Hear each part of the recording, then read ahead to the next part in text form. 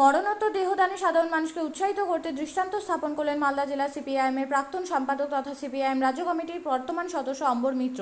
সস্ত্রীক দেহদানের অঙ্গীকারপত্র তুলে দিলেন সিপিআইএম জেলা নেতৃত্বের হাতে। শনিবার তিনি মালদা জেলা সিপিআইএমের সদর কার্যালয় মিহিরদাস ভবনে গিয়ে মরণোত্তর দেহদানের অঙ্গীকারপত্রে স্বাক্ষর করেন। স্বাক্ষরিত অঙ্গীকারপত্র সিপিআইএম জেলা সম্পাদক কৌশিক মিশ্র সহ দলের অন্যান্য নেতৃত্বের হাতে তুলে দেন। তবে শুধু অম্বর বাবু একা নন, তার স্ত্রী তথা সারা ভারত গণতান্ত্রিক মহিলা সমিতির জেলা নেত্রী রীনা মিত্র এদিন মরণোত্তর দেহদানে অঙ্গীকারপত্র তুলে দেন বলে জানা গেছে। সেই পথে হেঁটেই মালদা জেলা সিপিআইএমের প্রবীণ নেতা অম্বর মিত্র এবং তার স্ত্রী রীনা মিত্র মরণোত্তর দেহদানের অঙ্গীকারপত্র জমা দিয়েছেন, যা ভবিষ্যৎ প্রজন্মের কাছে একটি দৃষ্টান্ত। আমরা দুজনেই সিদ্ধান্ত নিয়ে এই দেহদানটা করেছি। আমরা বার্তা দিতে চাই সাধারণ মানুষকে যে এই দেহদানের মধ্য দিয়ে অনেক মুমূর্ষ রোগী, অনেক মানুষ তার বিভিন্ন অঙ্গ প্রত্যঙ্গ যাদের বিকল হয়ে যায়, প্রয়োজনে সেই সমস্ত মানুষরা উপকৃত হবেন। রক্তদানের মধ্য দিয়ে যেমন মুমূর্ষ রোগী তার জীবন ফিরে পায়, তেমনি দেহের বিভিন্ন অঙ্গ প্রত্যঙ্গের মধ্য দিয়েও মানুষ তার জীবন ফিরে পাবে। সেই দৃষ্টিভঙ্গিতেই এবং স্বাস্থ্যবিজ্ঞানকে এগিয়ে নিয়ে যাওয়ার ক্ষেত্রে মেডিকেল কলেজের ছাত্রছাত্রীদের সুবিধার্থে আমরা আমাদের দেহ দান করেছি। বলছি, ভাবনা চিন্তা এলো কোথা থেকে এবং কবে থেকে ভাবলেন যে দেহ দান করবেন? আমরা দেখতে পাচ্ছি যে গোটা রাজ্যে বিভিন্ন মানুষ যে বিভিন্ন ক্ষেত্রে তার কারো কিডনি নষ্ট হয়ে যাচ্ছে, কারো চোখ নষ্ট হয়ে যাচ্ছে, সেক্ষেত্রে অনেক মানুষ মারা যাচ্ছে। ফলে এই যে দেহদানের প্রক্রিয়াটা চলে আসছে বেশ কিছুদিন যাবৎ, এটার মধ্য দিয়ে আমরা উপলব্ধি করতে পেরেছি যে মানুষকে বাঁচিয়ে রাখার ক্ষেত্রে দেহদানের মধ্য দিয়ে যতটা উপকার করা যায়, সাধারণ মানুষও যাতে এগিয়ে আসে, এক্ষেত্রে আমরা সেই বার্তা দিতে চাই দেহদানের মধ্য দিয়ে।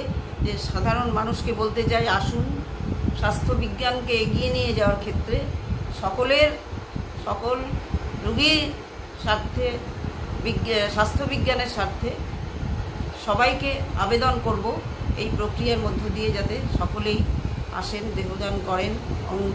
দেহদান ছাড়াও বিভিন্ন অঙ্গ প্রত্যঙ্গ দান করা যায়, তার মধ্য দিয়ে আমরা সাধারণ মানুষকে এই বার্তাই দিতে চাই।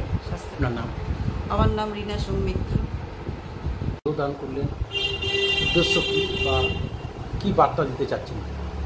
আমাদের সিদ্ধান্ত অনেক আগেই নেওয়া ছিল এবং আমার একমাত্র পুত্র অবিন মিত্র, তার সাথে কথা বলেই আমরা সিদ্ধান্ত নিই দেহদানের।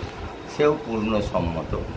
ফলে আমরা যেহেতু অনেক দিন আগেই সিদ্ধান্ত নিয়েছি এবং ফর্ম পূরণ করেছি, আমরা দেহদানের মধ্য দিয়ে সাধারণ মানুষের কাছে এই বার্তাটা দিতে চাই যে চিকিৎসা বিজ্ঞানে চিকিৎসার যারা ছাত্রছাত্রী, বিশেষ করে মালদা মেডিকেল কলেজে যারা পড়াশোনা করেন, তাদের যাতে জ্ঞান অর্জনের পথে আমাদের নশ্বর দেহ সেটা কাজে লাগে, যা অন্য কোনো কাজে তো লাগে না, দেহ পুড়িয়ে নষ্ট হয়ে যায়, তাদের যাতে চিকিৎসা বিজ্ঞানের কাজে লাগে, সেই জন্য আমি আমার এবং আমার স্ত্রীর পূর্ণ সম্মতি সহ দেহদান করেছি। কোথায় গিয়ে করেছেন? আমরা আমাদের জেলা পার্টি যে অফিস মিহিরদাস ভবন, সেই মিহিরদাস ভবনেই আমরা জনবিজ্ঞান আন্দোলনের নেতা মনোরঞ্জন দাস তাকে ডেকে নিয়ে এবং আমাদের পার্টি নেতৃত্ব, জেলা সম্পাদক মণ্ডলীর সদস্যগণ যারা উপস্থিত ছিলেন, তাদের উপস্থিতিতে দেহদান করেছি। আর এই প্রসঙ্গে বলা যে দেহদান আমরা দীর্ঘদিন ধরেই দেখে আসছি, আমি আমার রাজনৈতিক জীবনে যে আমাদের অনেক নেতৃত্ব দেহদান করেছেন। প্রাক্তন সভাধিপতি সৌমেন পাণ্ডে, জীবন মৈত্র, মলয় ভট্টাচার্য, সুনীল সেন, সমর রায় সহ আরও অনেকে, পাশের জেলার প্রাক্তন মন্ত্রী নারায়ণ বিশ্বাস, সুনীল সেনের বোন এবং আরও অনেকে আমরা পৌঁছে দিয়ে এসেছি মালদা মেডিকেল কলেজের সেই রুমে যেখানে মরণোত্তর দেহদানের দেহ গ্রহণ করা হয়। শুরুটা হয়েছিল সৌমেন পাণ্ডেকে দিয়ে এবং একটার পর একটা দেহ আমরা দান করেছি।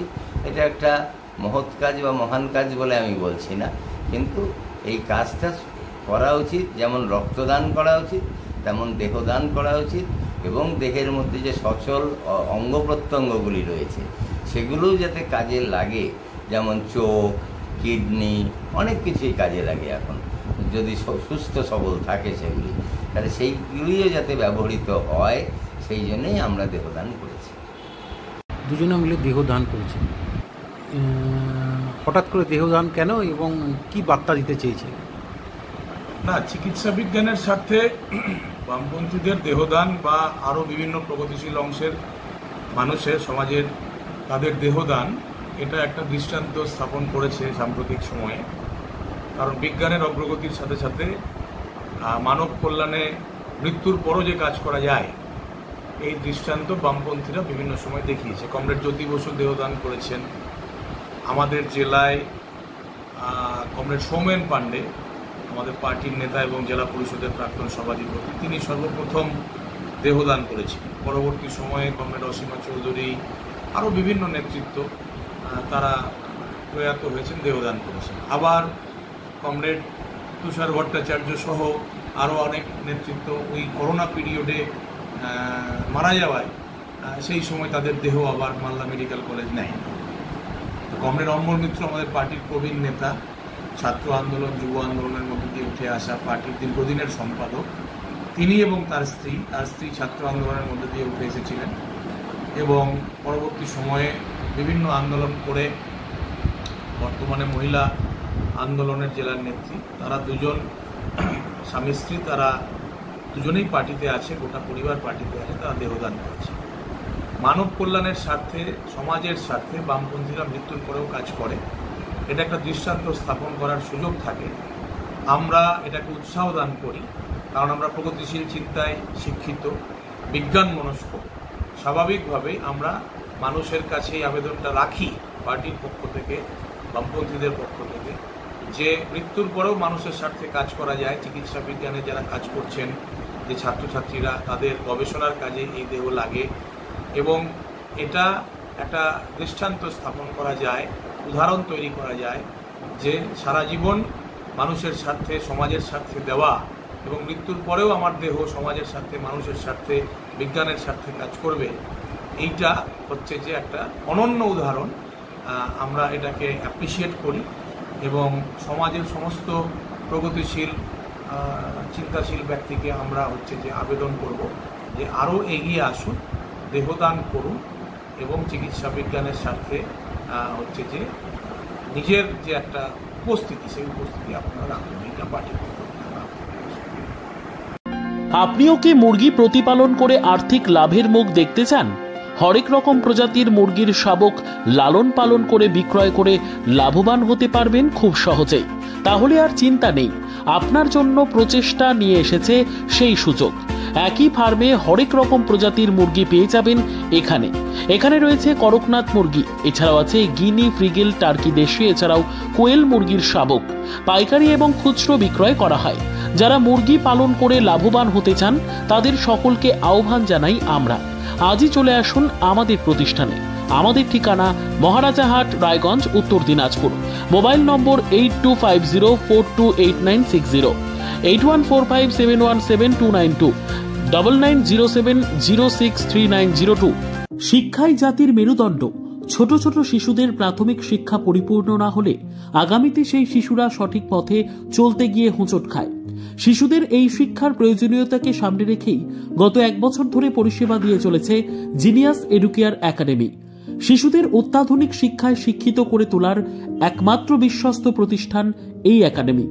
এখানে অভিজ্ঞ শিক্ষক শিক্ষিকা দ্বারা যত্ন সহকারে মাতৃভাষা বাংলা মাধ্যমে পড়ুয়াদের শিক্ষা দেওয়া হয়।